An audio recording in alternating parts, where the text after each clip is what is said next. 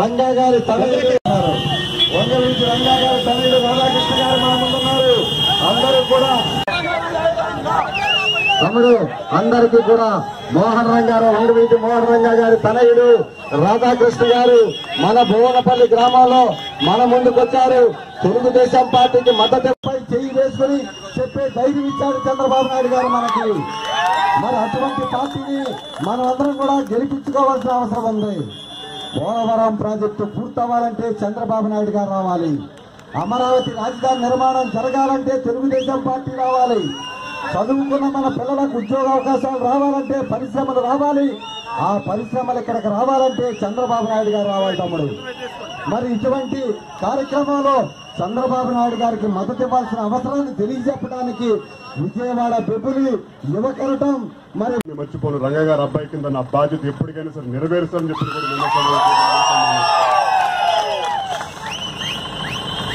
11వ తారీఖు ఎన్నికలు జరుగుతూ ఉన్నాయి.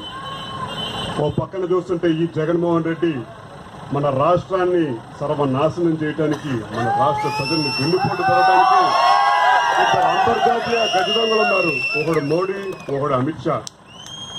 దొంగచాటు వ్యవహారంతో వాళ్ళిద్దరితో చేతులు కలిపి మన రాష్ట్రాన్ని నాశనం చేయడానికి కంకణం కట్టు కూర్చోడు ఈ జగన్మోహన్ రెడ్డి. ఈ జగన్మోహన్ రెడ్డి వ్యక్తిత్వం ఎంత దారుణంగా ఉంటుందని చెప్పంటే మిమ్మల్ని అందరినీ ఒకటే ఆలోచించమని చెప్తా ఉన్నాను. అతనికి నచ్చని కులం ఏమైనా ఉందని చెప్పంటే, లేదా అతను నచ్చని మతం ఉందని చెప్పంటే నిర్దాక్షిణ్యంగా రోడ్డు మీద తోచేస్తాడు ఆ మనిషి జగన్మోహన్ రెడ్డి. అలాంటి వాళ్ళ పరిపాలన కావాలని చెప్పి మిమ్మల్ని అందరినీ అడుగుతా ఉన్నాను. అలాంటి అహంకార పాలన కావాలని చెప్పి మిమ్మల్ని అడుగుతా ఉన్నాను.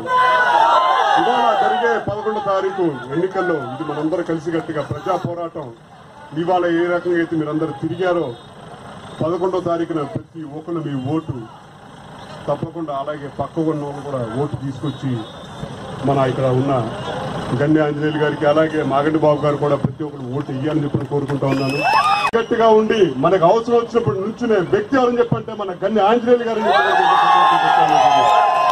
అలాగే రంగా గారికి, మాగంటి రవీంద్ర చౌదరి గారికి కుటుంబ సాన్నిధ్యం ఇవాళతో కాదు మొదలైనది, ఎప్పుడుదో ఉంది. ఇవాళ మళ్ళీ కలిసికట్టుగా ఒక అహంకారం మీద పోరాటం చేయడానికి ఒక వేదిక దొరికింది, ఒక అవకాశం దొరికింది. తప్పకుండా కుటుంబ సభ్యులాగా మేము భావించిన మాగంటి బాబు గారికి పూర్తి స్థాయి మద్దతు, రంగా గారు మనందరి మద్దతు ఉంటుందని చెప్పి కూడా ప్రతి ఒక్కరు కోరుకుంటా ఉన్నాను 5 సంవత్సరాలకి. అంతేగాని ఎవరికి నచ్చినట్టు మధ్యలో రాజీనామా చేయమని చెప్పంటే, లేదని చెప్పండి అసెంబ్లీ నుంచి వెళ్ళిపోమని చెప్పంటే, లేదా రోడ్డు మీద పడి నడుచుకుని పొమ్మని చెప్పంటే తీర్పు కానే కాదు. 5 సంవత్సరాలు మీ తరపున పోరాడే తీర్పు మీది. మీ తరపున బాధ్యత తీసుకుని ప్రభుత్వంలో పని చేయించే తీర్పు మీరు ఇచ్చే తీర్పు.